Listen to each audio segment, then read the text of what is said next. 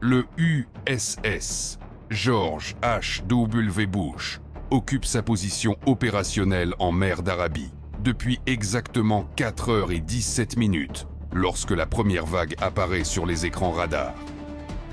L'équipage est au poste de combat depuis l'instant même où le porte-avions a pénétré dans la zone, non pas en raison d'une menace précise, mais parce que c'est une zone de guerre et que le protocole l'exige. Et parce que chacun à bord comprend qu'arriver au milieu d'un conflit qui dure depuis des mois signifie que l'ennemi a eu des mois pour préparer cette arrivée. L'aile aérienne n'a pas encore effectué la moindre sortie de combat. Les escorteurs n'ont jamais conduit d'interception réelle. Le centre d'information de combat a enchaîné les exercices pendant des semaines, mais n'a jamais affronté une arme iranienne réelle dans les airs. L'Iran observe le transit du George H.W. Bush depuis 19 jours. Le porte-avions a pris la longue route contournant l'Afrique, et Téhéran en a suivi la progression grâce aux images satellites commerciales, aux renseignements en sources ouvertes et à chaque signal émis durant ces 19 jours de navigation. Des données que les officiers de ciblage iraniens ont étudiées comme un chirurgien examine une radiographie avant une opération. Ils ont compris une chose précise sur l'arrivée du Bush, une chose apprise en observant pendant des mois l'Abraham Lincoln au combat. Les premières heures dans la zone sont les plus dangereuses qu'un porte-avions n'occupe jamais. Les systèmes sont actifs, mais pas encore intégrés à la formation locale. L'équipage est au poste de combat, mais pas encore dans ce rythme que seule l'expérience du combat réel procure. Et le magazine est plein. Ce dernier détail est précisément celui autour duquel l'Iran a construit son attaque. Car un magazine plein signifie un équipage qui tirera ses intercepteurs plus tôt et plus libéralement qu'un équipage contraint à économiser ses munitions depuis des semaines. La doctrine standard pour un équipage conduisant son premier engagement réel prévoit un minimum d'1,5 intercepteurs par cible. Pas un et demi. Parce que la première fois qu'on conduit une vraie interception contre une vraie arme, on ne prend aucun risque. L'Iran le savait.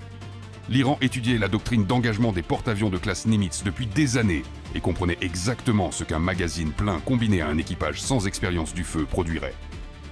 La question était de savoir combien d'intercepteurs le Bush gaspillerait lors de son premier engagement.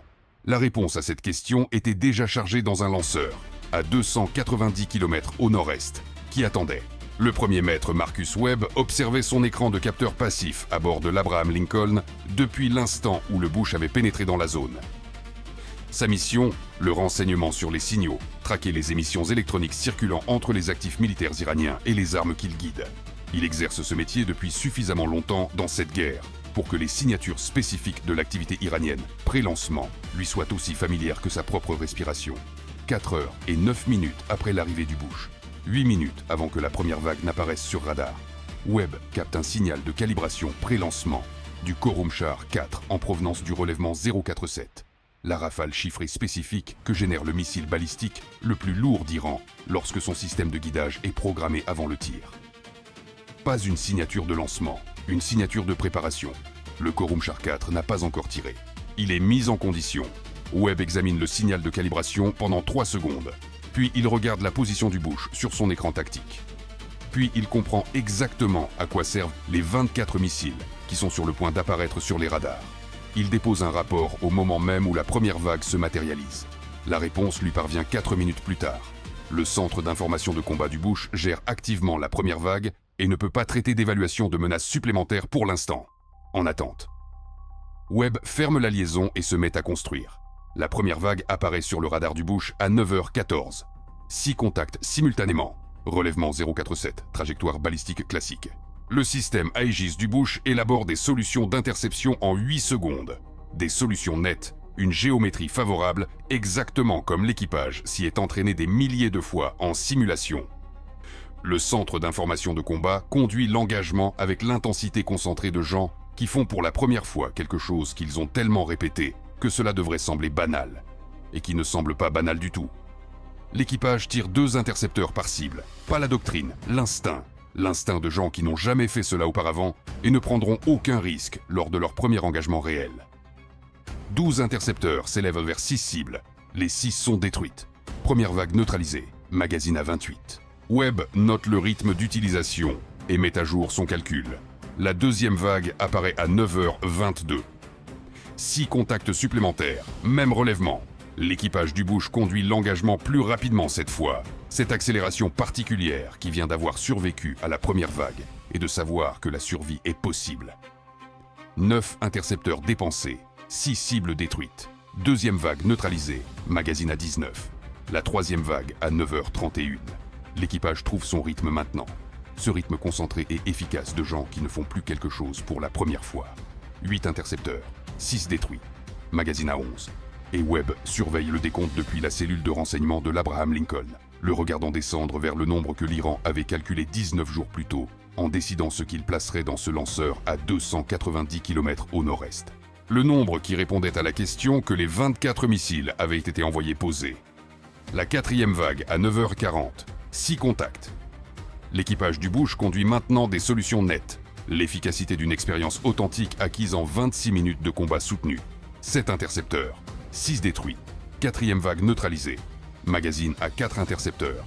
Le George H.W. Bush était arrivé dans la zone 4 heures et 43 minutes plus tôt avec un magazine plein et un équipage qui n'avait jamais combattu. Il lui restait 4 intercepteurs. À 9h41, le Khorramshahr 4 se lance du relèvement 047. Le radar SPY-6 le détecte, grimpant à travers 6000 mètres d'altitude à Mach 6 et en accélération. Un contact, trajectoire balistique, la signature radar spécifique que l'équipage de l'Abraham Lincoln reconnaît immédiatement et que l'équipage du Bush voit pour la première fois. Le missile balistique le plus lourd d'Iran, ogive de 1500 kg, Mach 14 en phase terminale. Un missile qui avait mis en échec 3 intercepteurs lors d'un engagement précédent contre l'Abraham Lincoln et n'avait manqué sa cible que de 800 mètres parce que Webb avait brouillé sa liaison de données de guidage avec 90 secondes restantes. Le Bush disposait de 4 intercepteurs pour un missile qui en avait vaincu 3 face à une formation pleinement préparée. L'officier d'action tactique du Bush autorise les 4 tirs simultanément. Le système de contrôle de tir élabore des solutions contre un contact à Mach 14 en phase terminale. Des solutions que l'algorithme de manœuvre terminale du Khorramshahr 4 invalidera 0,4 secondes avant que chaque intercepteur n'arrive. De la même manière qu'il avait invalidé chaque solution que l'Abraham Lincoln avait générée lors de son engagement précédent. Le premier intercepteur atteint son point d'interception et trouve de l'air vide. Le Khorramshahr 4 s'est déplacé. Le deuxième intercepteur explose à 190 mètres du missile. Raté. Le troisième explose à 140 mètres. Raté. Le quatrième intercepteur, le dernier. L'intégralité du magazine restant du Bush concentré dans une solution finale. Il atteint son point d'interception et le Khorramshahr 4 exécute une correction terminale de 2,1 degrés. L'intercepteur explose à 220 mètres derrière le missile.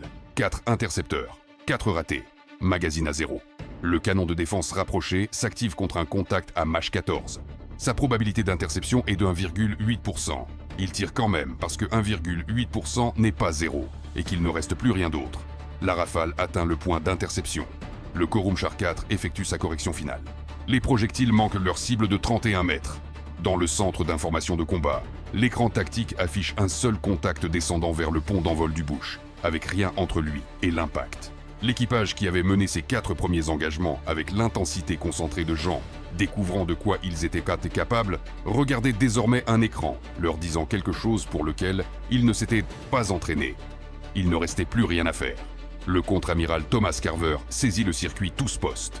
Tout l'équipage, préparez-vous à l'impact. Webb entendit ces mots et transmit.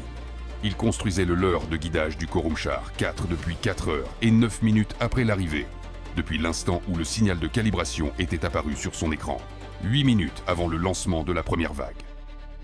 4 heures et 34 minutes à élaborer une solution pour un missile qui n'avait pas encore tiré, pendant que 24 autres missiles volaient et étaient détruits au-dessus de lui.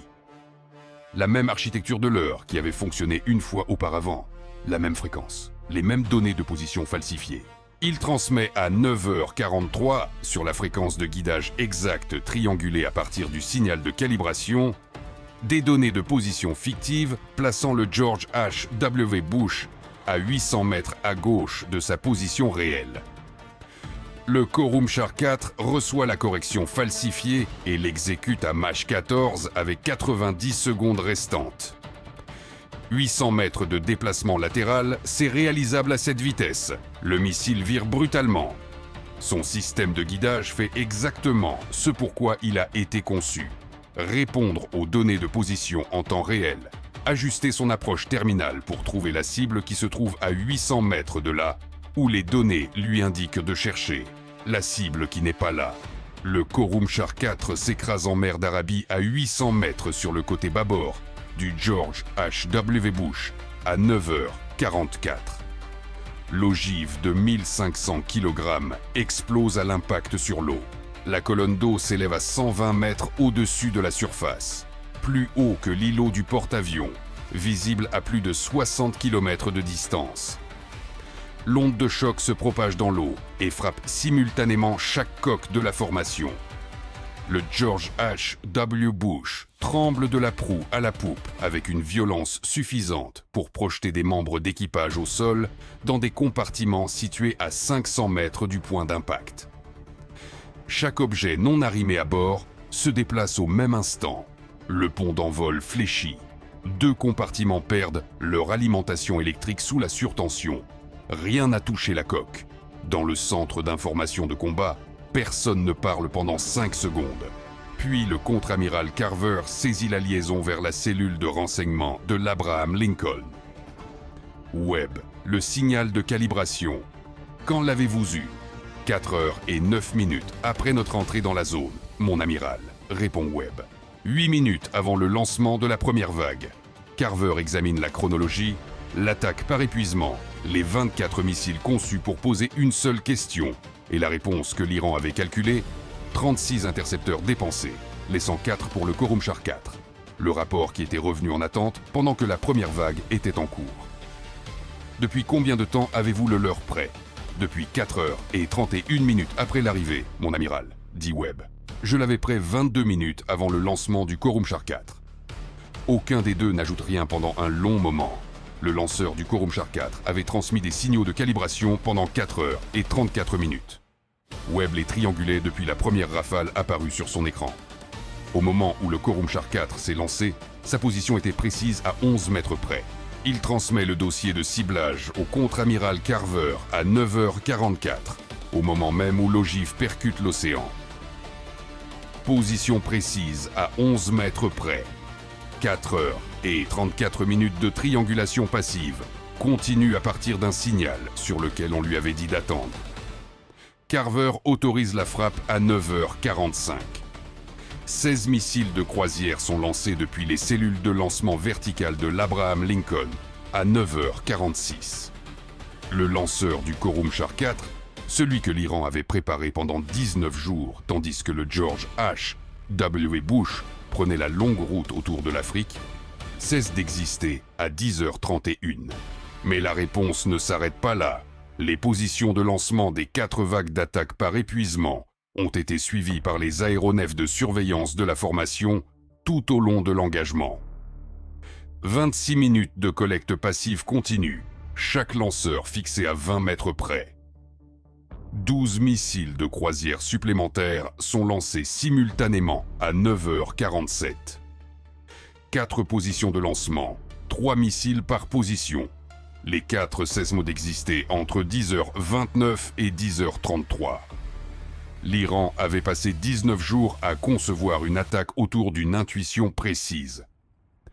Qu'un équipage conduisant son premier engagement réel gaspillera des intercepteurs. Et un intercepteur gaspillé, c'est un de moins entre le navire et ce qui vient après.